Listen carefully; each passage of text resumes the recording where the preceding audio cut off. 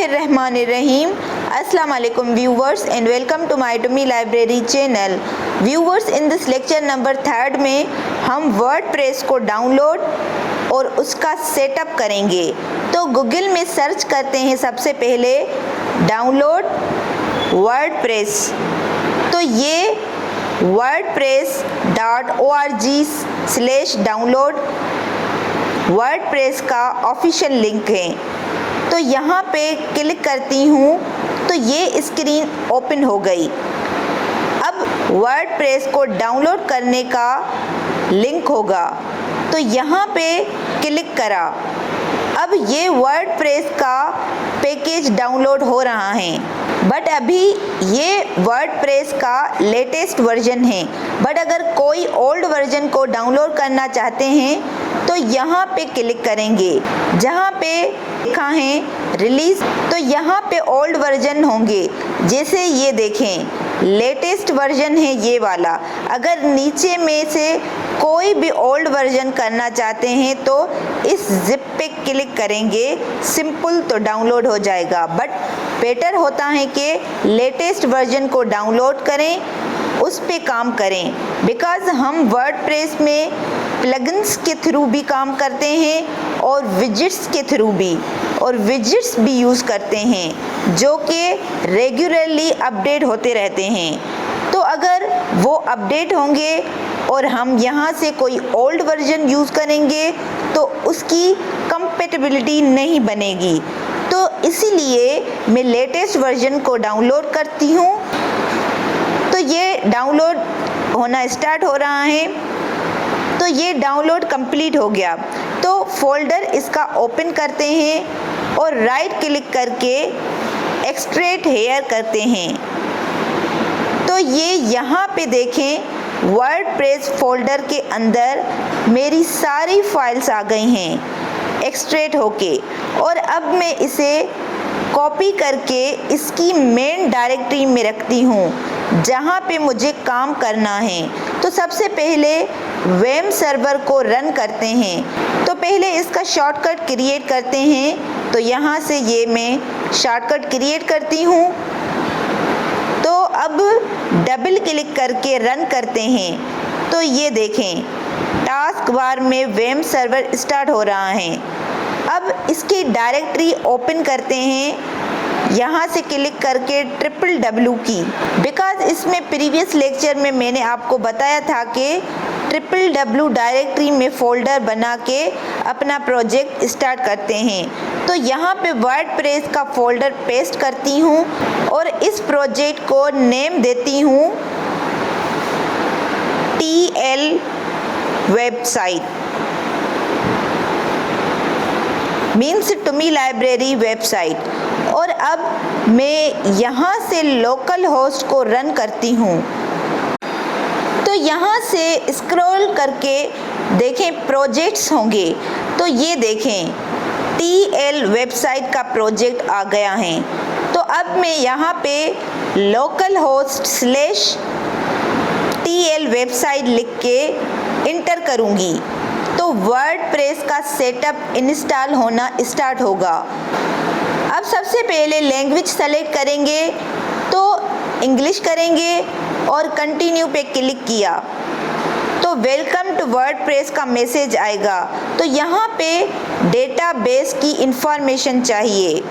तो यहाँ पे वर्डप्रेस में जो भी वेबसाइट बनाते हैं वो डायनामिकली बनती हैं, और डायनामिक वो वेबसाइट होती हैं जिनका डेटाबेस में डेटा स्टोर होता है। जैसे सपोज किसी वेबसाइट पे जाते हैं और वहाँ कोई फॉर्म फिल करना होता है तो वो फॉर्म में जो भी डेटा फिल करना होता है, जैसे सपोज नेम, ईमेल, तो वो डायरेक्ट डेटाबेस में एक जगह पे डेटा सेव हो जाता है, तो उसको डेटाबेस कहते हैं। तो वर्डप्रेस की वेबसाइट बनाने के लिए डेटाबेस का होना ज़रूरी है। तो सबसे पहले देखते हैं डेटाबेस कैसे क्रिएट करना है। और यहाँ मैसेज में गाइडलाइन है कि आगे हमें कौन कौन सी चीज़ें चाहिए। तो सबसे पहले database name, database user name, database password और डेटाबेस होस्ट। तो ये सारी डिटेल्स हैं जो हमें चाहिए। तो अब समझते हैं ये सारी चीज़ें कैसे फिल करनी हैं। तो फ़िलहाल के लिए लेट्स गो पे क्लिक करते हैं और अब यहाँ पे डेटाबेस नेम देना है, बट अभी डेटाबेस मैंने बनाया नहीं, तो सबसे पहले डेटाबेस बनाती हूँ। तो वेब सर्वर में जाकर यहाँ पे क्लिक करके PHP माय एडमिन पे क्लिक करना है। तो ये इंटरफेस ओपन होगा। तो ये PHP माय एडमिन का इंटरफेस है जिसके थ्रू डेटाबेस क्रिएट कर सकते हैं। तो अगर लेफ़्ट साइड में देखें तो कुछ डेटाबेस होंगे। तो अब हमें न्यू डेटाबेस क्रिएट करना है। तो यहाँ पे क्लिक करेंगे डेटाबेस पे और फिर डेटाबेस नेम इंटर करना है। तो यहाँ से डेटाबेस क्रिएट करेंगे।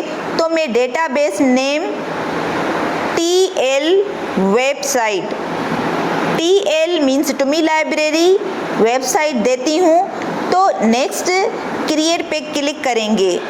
तो डेटाबेस हैज़ बीन क्रिएटेड, तो डेटाबेस क्रिएट हो जाएगा और लेफ़्ट साइड में शो होगा, ये देखें TL वेबसाइट डेटाबेस आ गया। अब इस पे क्लिक करने के बाद ये मैसेज आएगा, no tables found in database, means इस डेटाबेस में अभी कोई टेबल्स नहीं है। तो डेटाबेस में टेबल्स क्रिएट होते हैं जिसके अंदर वैल्यूज़ स्टोर होती हैं। तो फ़िलहाल के लिए डेटाबेस नेम क्रिएट करना था जो कि हैं TL वेबसाइट। तो यहाँ पे डेटाबेस नेम दे दूँगी TL वेबसाइट और user name by default MySQL का रूट होता है, तो यहाँ पे रूट दे दिया और पासवर्ड कुछ भी नहीं, ओके। और डेटाबेस होस्ट लोकल होस्ट होता है, बिकॉज़ हम लोकल सर्वर पे काम कर रहे हैं अपने कंप्यूटर पे वेब सर्वर के थ्रू। तो ये इसका database host name local host हैं और ये हैं टेबल प्रीफिक्स, जिसे अभी मैंने आपको बताया कि यहाँ पे डेटाबेस के अंदर टेबल्स क्रिएट करते हैं, बट यहाँ पे कोई टेबल क्रिएट नहीं है। जब मैं सेटअप रन करूँगी तो टेबल्स बन जाएंगे। तो ये टेबल प्रीफिक्स क्या हैं? तो टेबल के नेम के पहले आने वाले लेटर्स, अगर आप WP अंडरस्कोर की जगह और कोई प्रीफिक्स लगाना चाहते हैं तो वो सेट कर सकते हैं। तो सपोज़ मैं यहाँ पे इसको हटा के TL अंडरस्कोर करना चाहती हूँ। अभी सभी टेबल्स के नेम TL अंडरस्कोर से स्टार्ट होंगे। अब मैं सबमिट पे क्लिक करती हूँ। तो अगर वो सारी इंफॉर्मेशन सही होगी, database name, user name, password, तो आपके पास ऐसा मैसेज आएगा, alright Sparky, you have made it through this part of the installation. WordPress can now communicate with your database. Means WordPress अब डेटाबेस के साथ कम्युनिकेट कर सकता है। तो फिर अब रन दी इंस्टॉल पे क्लिक करेंगे। अब नेक्स्ट ये स्क्रीन ओपन होगी। तो यहाँ पे वेबसाइट के रिलेटेड इंफॉर्मेशन फिल करनी होगी। तो यहाँ पे वेबसाइट का टाइटल देंगे, जैसे मैं लिखती हूँ सपोज़ वेबसाइट लेक्चर्स। आप कोई भी टाइटल दे सकते हैं और यहाँ पे कोई भी यूज़र नेम और पासवर्ड भी दे सकते हैं। और ये यूज़र नेम एंड पासवर्ड से याद रहें, हमारी वेबसाइट का एडमिन पैनल ओपन होगा। एडमिन पैनल क्या है? अब एडमिन पैनल से हम अपनी वेबसाइट को हैंडल कर सकते हैं। मीन्स अगर हम अपनी वेबसाइट में कुछ ऐड या कुछ एडिट करना चाहते हैं या किसी कंटेंट को डिलीट करना चाहते हैं तो वो एडमिन पैनल से होगा। तो यहाँ पे एडमिन पैनल का यूज़र नेम और पासवर्ड सेलेक्ट करेंगे। तो यहाँ पे मैं यूज़र नेम सपोज़ एडमिन देती हूँ।